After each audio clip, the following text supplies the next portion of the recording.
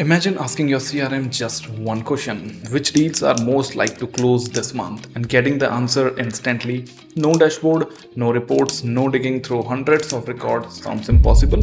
Well, that's exactly the problem HubSpot is trying to resolve. That's why it becomes the first CRM to launch a connector for Claude. But here's what most people are missing. This isn't about adding another AI integration, it's about fixing one of the biggest problems with every CRM. Finding the right information takes too long.